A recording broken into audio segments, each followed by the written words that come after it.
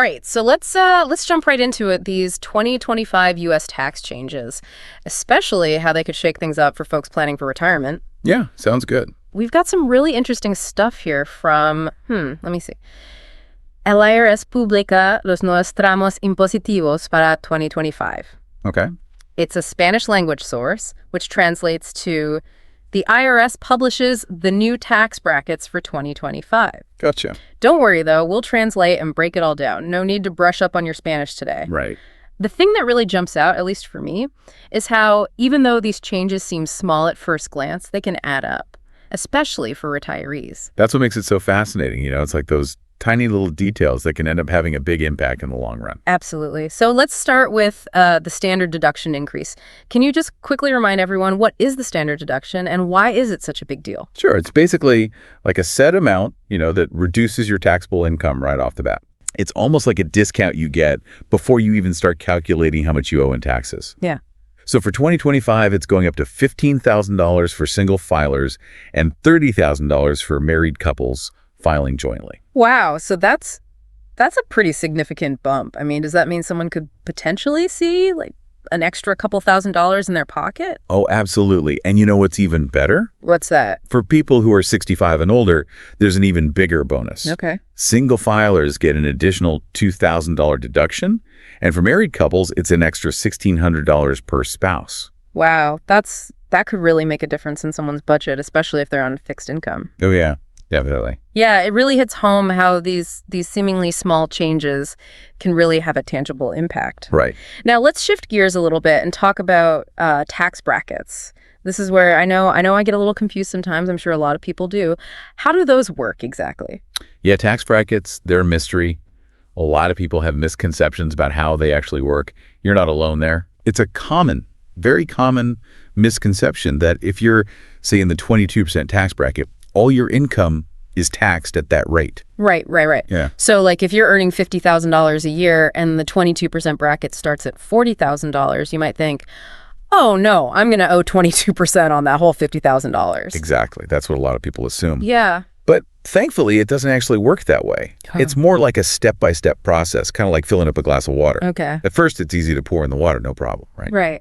But as the glass gets fuller and fuller, you have to be more careful or it'll overflow. Yeah. It's like that with your income and those tax brackets. Oh, I see. Yeah. So you're only paying the higher rate on the portion of your income that actually falls within that specific bracket. You got it. Exactly. Okay, that's a much less intimidating way to think about it, for sure. Much less scary.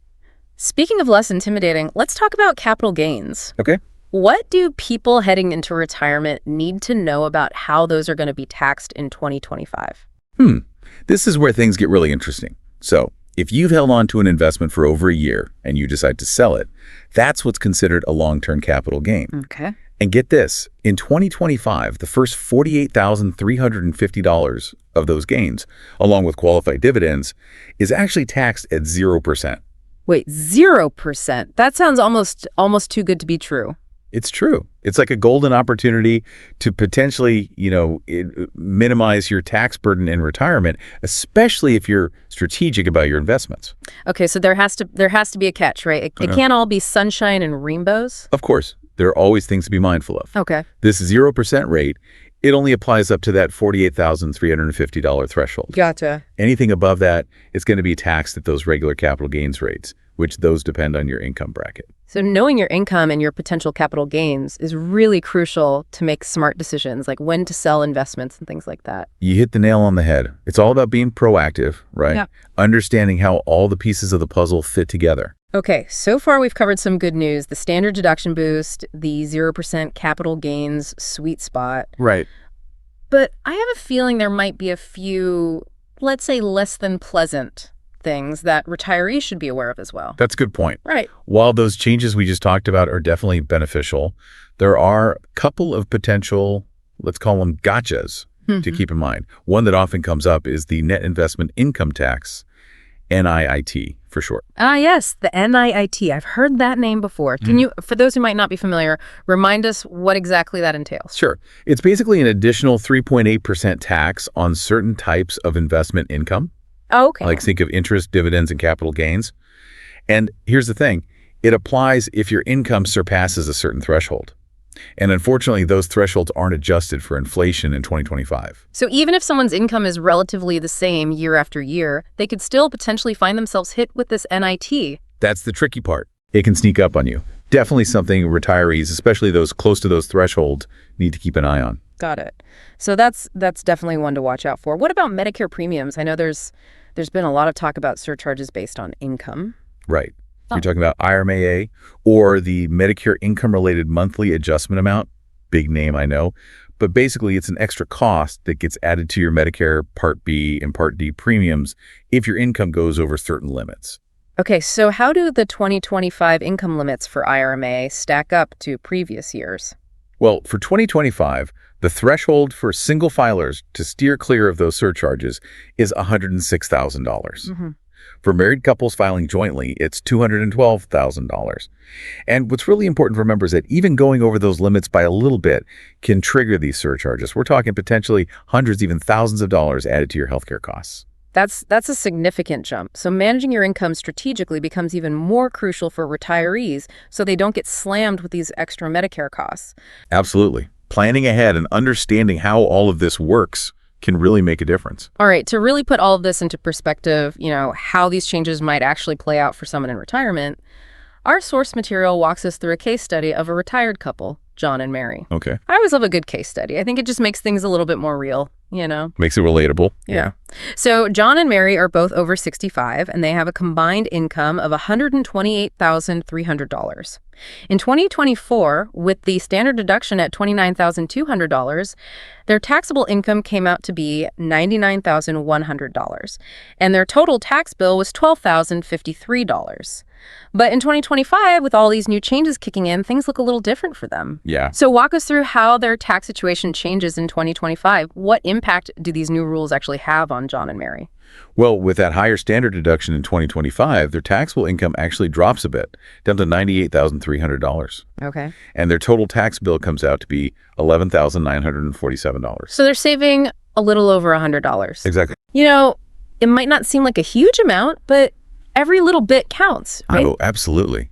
And you know what this case study really highlights? What's that? The importance of planning. If John and Mary had some long-term capital gains to consider, they could potentially bring that tax burden down even more. Oh, right. By taking advantage of that 0% rate we were talking about. Exactly. Okay, so it's not just about understanding these rules. Right. It's about actually knowing how to use them strategically. This whole looking through the windshield idea, that really resonates with me. What other kind of proactive steps can people take, especially those nearing retirement or already retired, to potentially lower their tax bills, not just in 2025, but looking ahead? One of the key strategies, I think, is diversifying your retirement income streams. Okay. Don't just rely on those traditional retirement accounts, the ones that are taxed as ordinary income. Okay. Explore other options. Roth IRAs, for instance. Oh, so it's kind of like having a mix of sweet and savory snacks. Exactly. Some are taxed and some aren't. Oh. Exactly. So Roth IRA withdrawals, those are generally tax-free in retirement, so that's a big plus. Mm-hmm. And you might also consider tax-advantaged investments, something like municipal bonds, for instance. Okay. Those offer tax-free interest income. Gotcha. By creating this mix of income sources with different tax treatments, you can potentially lower your overall tax liability and just have more flexibility in retirement. That makes a lot of sense. It's not just about how much you're saving, it's how you access those savings in a tax-efficient way. Are there any other strategies that come to mind? Absolutely. Think about when you start taking those withdrawals from your retirement accounts. Timing can be huge from a tax perspective. Right. Timing is everything. So what's the ideal timing for withdrawals, generally speaking? Well, one approach is to start by tapping into your Roth accounts first. Remember, those distributions are generally tax-free. Yeah. Then you might consider delaying withdrawals from those traditional accounts. Maybe wait until later in retirement when your income might be a little lower and you could potentially be in a lower tax bracket. That's really smart. It's like strategically managing your income to stay in those lower tax zones. So it's not just about contributing to retirement accounts, it's about knowing how and when to actually access that money. You got it. And speaking of strategic timing, remember those capital gains we talked about? That 0% tax rate for long-term gains, up to a certain threshold. Oh, yeah, that sweet spot. Any tips on how to make the most of that? One technique is tax loss harvesting. It might sound complicated, but it's actually a pretty simple way to use those investment losses to your advantage. Okay, I'm intrigued. How can losing money on an investment actually help you save on taxes? It's all about offsetting gains with losses. Okay. Let's say you have an investment that's gone up in value. You're sitting on a nice capital gain. Right. You could sell another investment that's lost value. That creates a capital loss, which can then offset that gain, reducing your overall taxable income. Oh, that's actually really clever. You're turning a negative into a positive. Exactly. Strategically selling at a loss to lower your tax bill. It's like pruning a tree, getting rid of the dead branches to help those healthy ones flourish. That's a great analogy. So it's not just about watching your investments passively, it's about actively managing them, right? Absolutely. To minimize those taxes.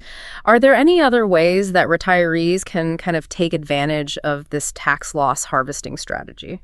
It could be especially beneficial if you're in a lower tax bracket. Say you're in that 12% bracket and you have some losses you can harvest.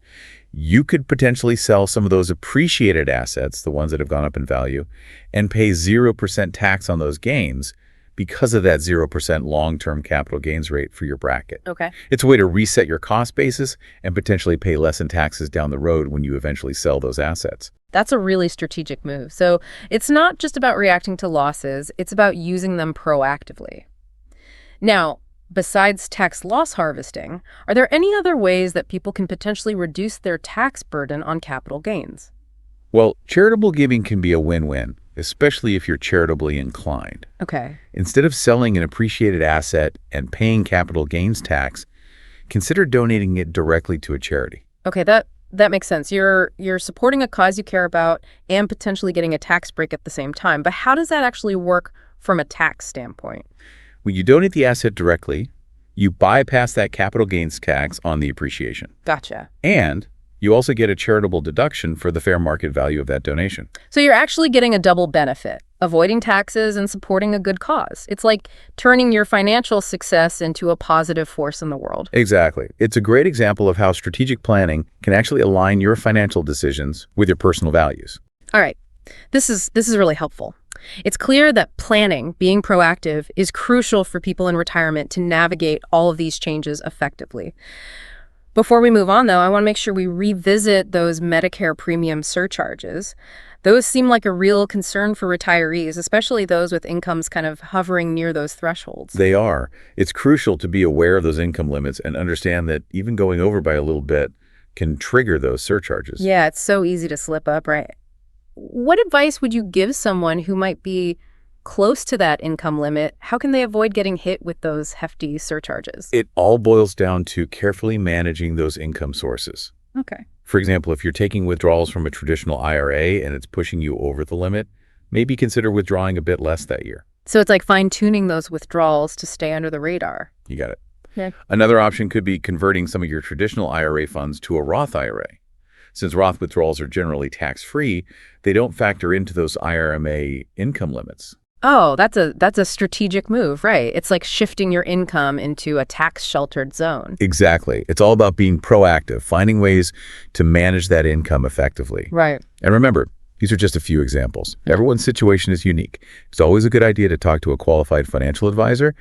They can help you develop a personalized plan. That's great advice. It's reassuring to know that there are strategies and resources available to help people navigate these complexities. We've been focusing a lot on the numbers, the technical aspects, but I think it's important to keep the bigger picture in mind.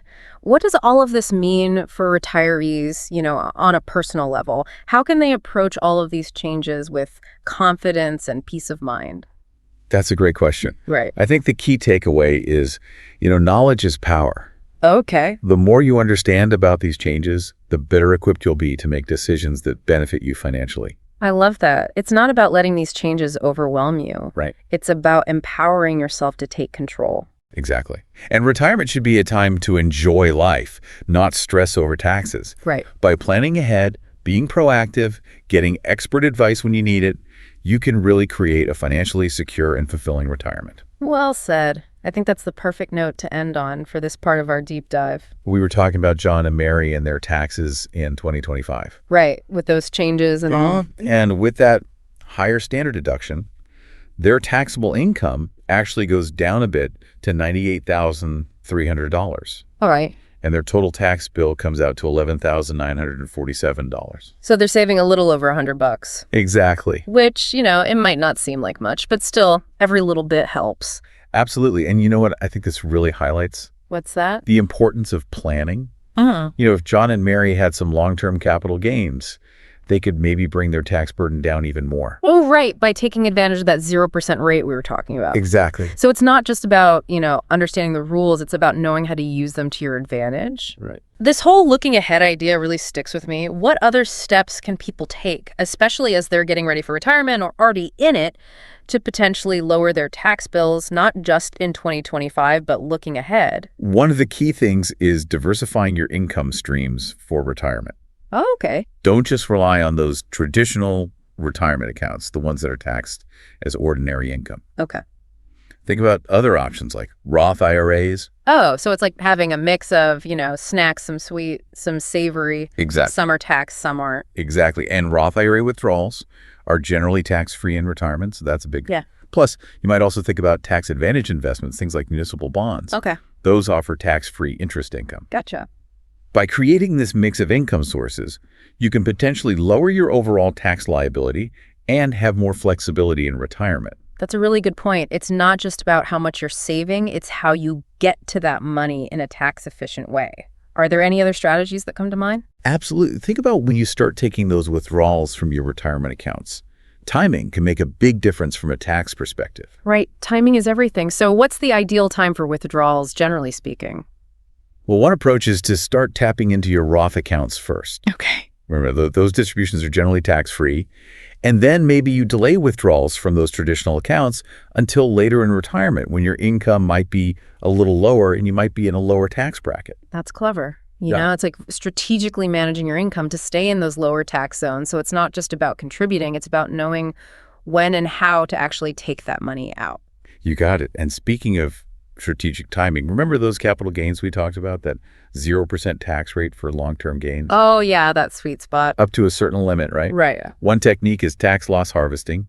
It might sound complicated, but it's actually a pretty straightforward way to use investment losses to your advantage. Okay, I'm listening. How can losing money on an investment help you save on taxes? It's about offsetting gains with those losses. Okay. Say you have an investment that's gone up in value, giving you a capital gain. You could sell another investment that's less value, creating a capital loss. That loss can then offset the gain, reducing your taxable income overall. Oh, that's actually really clever. You're turning a negative into a positive. Exactly. Strategically selling at a loss to lower your tax bill. It's like pruning a tree, getting rid of those dead branches so the healthy ones can thrive.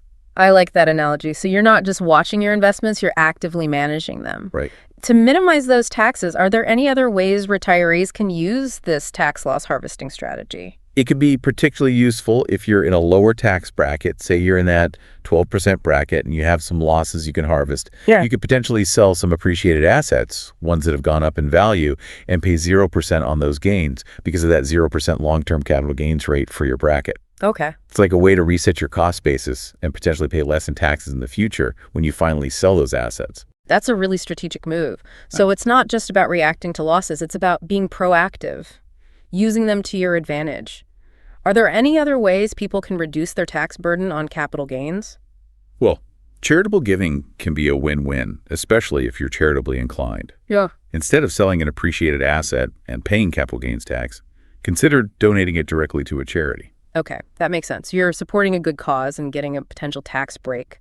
How does that work from a tax perspective? When you donate the asset directly, you avoid paying capital gains tax on that appreciation. Gotcha. Plus, you get a charitable deduction for the fair market value of the donation. So it's a double benefit, avoiding taxes and supporting a good cause, turning your financial success into something positive. Exactly. It's a great example of how smart planning can align your finances with your values. All right, this is really helpful. It's so clear that planning and being proactive is essential for retirees to handle these tax changes. Well, before we move on, I want to go back to those Medicare premium surcharges for a minute. They seem like a real concern for retirees, especially those close to those income limits. They definitely are. Mhm. It's so important to know those limits and how going over even a little can trigger those surcharges. Yeah, it's easy to slip up. What advice would you give someone who's close to those limits? How can they avoid those extra costs?